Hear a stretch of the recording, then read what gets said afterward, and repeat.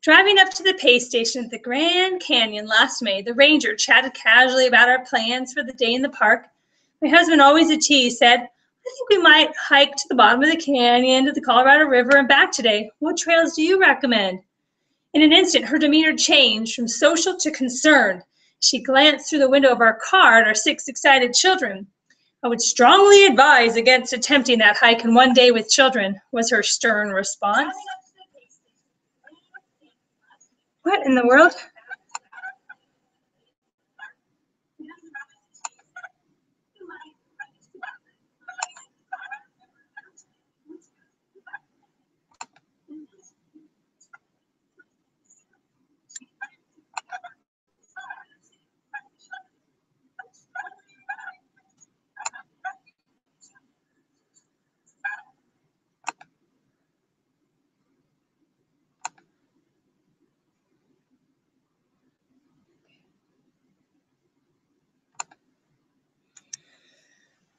Driving up to the pay station at the Grand Canyon last May, the ranger chatted casually about our plans for the day in the park.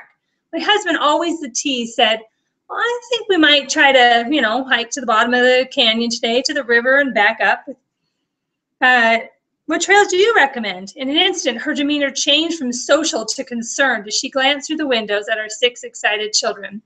"I would strongly advise against attempting to make that hike in one day with children," was her stern response. Smiling, we thanked her and drove on.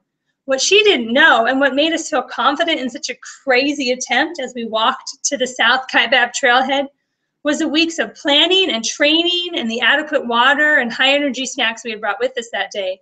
And past adventures had helped our children earn their own mental fortitude, which would perhaps be their greatest tool.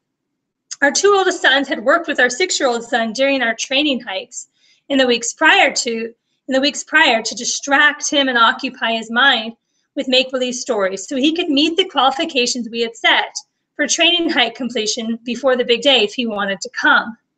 Privately, both had promised my husband and I that they would carry their little brother out should it become necessary. He had backup in his corner. Our 11-year-old daughter was in pretty good shape, so I wasn't too worried, but I had concerns about our 16-year-old daughter. She had had a busy school year and had barely completed the required trainings. As we began the 7.5-mile descent to the Colorado River, everyone was in high spirits and energy. The views truly were grand, and crossing the footbridge to the other side of the canyon and back was exciting. Heading back up on the 10-mile Bright Angel Trail would prove to be the true test of our family grit.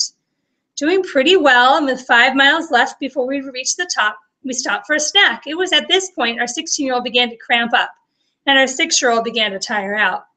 My husband struck a deal with our little guy. If he would stay up with his dad for 5 minutes, then he would get carried by his brother or his dad for the next 5 minutes. He did his part, and with 5 minutes on and 5 minutes off arrangement, he made it to the top. Our daughter was having severe cramping in her hip flexors, stopping a lot and going very slowly. It was clear she wasn't completely physically prepared for this part of the hike. Out of character for her, she begged for help, for someone to stay with her, to talk to her. My husband, who was a ways ahead, sent our 13-year-old son back down to see if we needed any help. Any competitive and personal goals of his set aside, he stayed and went at her pace, and together we distracted her with funny family stories and movie quotes.